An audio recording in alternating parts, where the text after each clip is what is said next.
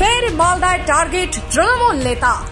দাপুটে জেলা পরিষদ সদস্যকে শুট আউটের ব্লুপ্রিন্ট।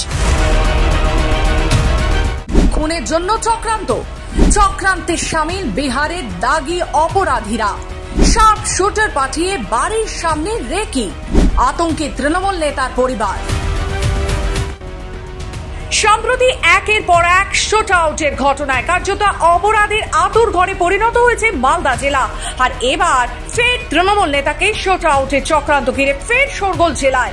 সূত্র মারফত সেই চক্রান্তের খবর পেয়ে পুলিশের কাছে অভিযোগ দায়ের তৃণমূল নেতার। রীতিমতো আতঙ্কে পরিবার। এসবের নেপথ্যে গোষ্ঠী দ্বন্দ্বের অভিযোগ বিরোধীদের, যদিও দ্বন্দ্ব মানতে নারাজ তৃণমূল। ইতিমধ্যেই অভিযোগ সামনে আসতেই শোরগোল রাজনৈতিক মহলে। মালদার হরিশ্চন্দ্রপুরের দাপুটে তৃণমূল নেতা বুলবুল খান জেলা পরিষদের সদস্য রয়েছেন তিনি। এলাকার অত্যন্ত প্রভাবশালী। বুলবুলের অভিযোগ, তাকে খুনের জন্য বিহারের কিছু মোস্ট ওয়ান্টেড ক্রিমিনাল চক্রান্ত করছে। ভাড়া করা হয়েছে শার্প শুটার। সুলতানগড়ে বাড়ির সামনে পাঠানো হয়েছে রেকি করতে। কিছু সূত্রের মাধ্যমে তিনি সেটা জানতে পেরেছেন। তারপরে হরিশ্চন্দ্রপুর থানায় অভিযোগ দায়ের। ইমেইলের মারফত জানিয়েছেন মালদার পুলিশ সুপারকে। কিন্তু প্রশ্ন উঠছে, যদি অভিযোগ সত্যি হয় তবে দাপুটে নেতাকে কারা খুনের চক্রান্ত করছে, কেনই বা চক্রান্ত করছে? এ নিয়ে ক্যামেরার সামনে স্পষ্ট কিছু জানাতে চাননি ওই নেতা। তবে এর পেছনে দলের একাংশের যোগের কথা সম্পূর্ণ উড়িয়েও দেননি তিনি।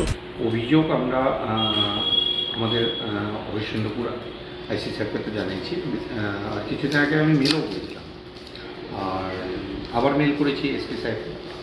অ্যাকচুয়ালি কিছু সোর্সে জানা যায় কিছু দুষ্কৃতী আমাকে মারার একটা পরিকল্পনা করেছে। তো আমি সোর্সের মাধ্যমে জানতে পারি, আমি এই খবরটা জানাই। আর বিস্তারিতভাবে প্রশাসনকে জানানো হয়েছে, কি মানে কে কারা প্রশাসনকেই জানিয়ে দিয়েছি টোটাল। এর মধ্যে বিহারের দুষ্কৃতীরা আছে, দুষ্কৃতী আছে, আর কিছু ওয়ান্টেড ইয়েও আছে আর কি, যাদের এখনও মানে ক্রাইম রিপোর্ট অনেক বড়, তারাও আছে আর কি। চলতি বছরের শুরুতেই মালদা শহরে খুন হয়েছিলেন তৃণমূল কাউন্সিলর দুলাল সরকার। সেই ঘটনায় গ্রেপ্তার হয়েছে ইংরেজবাজার শহর তৃণমূলের সভাপতি নরেন্দ্রনাথ তিওয়ারি। আবার সম্প্রতি মানিকচকে তৃণমূল কর্মী খুনে গ্রেপ্তার হয়েছে তৃণমূলের পঞ্চায়েত সদস্য। হরিশ্চন্দ্রপুরেও মন্ত্রী তাজমুলের সঙ্গে ইদানিংকালে বারবার বুলবুল খানের সংঘাত প্রকাশ্যে এসেছে। এই ঘটনাগুলোকে হাতিয়ার করে বিরোধীদের অভিযোগ, এটা টিকিট নিয়ে গোষ্ঠীদ্বন্দ্ব। যেখানে তৃণমূল নেতারা নিজেরাই নিরাপদে নেই, সেখানে সাধারণ মানুষের নিরাপত্তা তারা কিভাবে দেবে, প্রশ্ন তো তুলছে বিরোধীরা। মালদা জেলায় তৃণমূলের গোষ্ঠীদ্বন্দ্ব আমরা একদম প্রথম থেকে দেখতে পাচ্ছি সরকারে আসার সময় থেকে, এবং সেটা বাড়তে বাড়তে এমন অবস্থায় যে গেছে যে একজন নেতা আরেকজন নেতাকে খুন করার জন্য বাইরে থেকে শুটার ভাড়া করছে। এবং আমরা এটা দেখেছিলাম প্রথম এ বছরের শুরুতেই বাবলা সরকার খুন হলেন। খুনের অভিযোগ কার দিকে? তৃণমূলের টাউন সভাপতির দিকে। এই ঘটনাটা আবার পুনরাবৃত্তি হতেই পারে। এখানে আমরা বিভিন্ন মিটিং মিছিলে মিডিয়াতে আমরা দেখলাম যে বুলবুল খানের সঙ্গে সেখানকার মন্ত্রী তাজামুল হোসেনের প্রকাশ্যে দ্বন্দ্ব। স্বাভাবিকভাবেই একে অপরকে মারার জন্য খুনি নিয়োগ করছে, এটা তো হতেই পারে এটা। কিন্তু এটার জন্য প্রশাসনকে কিন্তু সতর্ক হতে হবে। কারণ বাবলা সরকার খুনে আমরা দেখেছি পুলিশের ভূমিকা। 3-4 মাস ধরেও তদন্ত করে তারা সঠিক তথ্য বের করতে পারলো না। আগে থেকে প্রিকশন নিতে পারে না। প্রশাসনের উচিত আগে থেকে এগুলো প্রিকশন নেওয়া উচিত, এবং তৃণমূলের যারা নেতা আছে তাদেরকে প্রশাসন থেকে জানিয়ে দেওয়া দরকার যে তারা যদি এইরকম লড়াই করে এবং তাতে সাধারণ মানুষ যদি ক্ষতিগ্রস্ত হয় তাহলে কিন্তু মানুষ এদেরকে ক্ষমা করবে। এই যে নিরাপত্তাহীনতার কথা বলছে, তার মানে আমরা যেটা বলে এসেছি এটা আজকে প্রমাণিত হচ্ছে যে শাসক দলের লোকও বলতে হচ্ছে। এর পেছনে কারা আছে? প্রথমে বমের কিনারাটা উদ্ধার করুক। আমি মনে করি বমের কিনারাটা উদ্ধার হলে আসল ক্রিমিনাল উত্তর হয়ে যাবে। বাবলা সরকার খুন হয়েছিল, এ তো প্রমাণিত। নিজের দলের লোকেদের, কোন দল টিএমসির লোকেরা যে খুন হবে না বলা যাবে না, খুন তো হচ্ছে, নিজেরা নিজেদেরকে করছে। বিরোধীরা তো হচ্ছে, মারছে, ধরছে, কেসে মিথ্যা মামলায় দেওয়া হচ্ছে।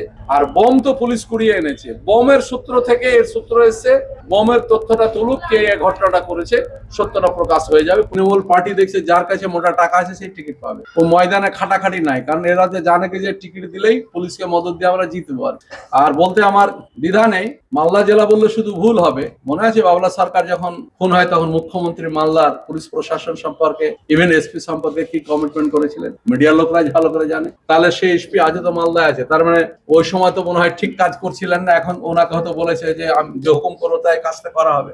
তো তৃণমূল পার্টিতে যে টাকা বেশি দিবে সে টিকিটটা পাবে, সে এমএলএ হোক এমপি হোক, কোন গল্পটা নাই। সাধারণ মানুষকে হীনপত্তা হিনছে পুলিশের কারণে। যদিও দ্বন্দ্বের বিষয় মানতে নারাজ জেলা তৃণমূল নেতৃত্ব, তাদের দাবি বিজেপি শাসিত বিহার থেকে পাঠানো হচ্ছে জেলাকে অশান্ত করার জন্য। তাহলে অবশ্যই কনসার্ন থানার পুলিশ অফিসার্সরা আছে, তারা কেসটাকে ইনভেস্টিগেট করে অ্যাপ্রোপ্রিয়েট অ্যাকশন নেবে।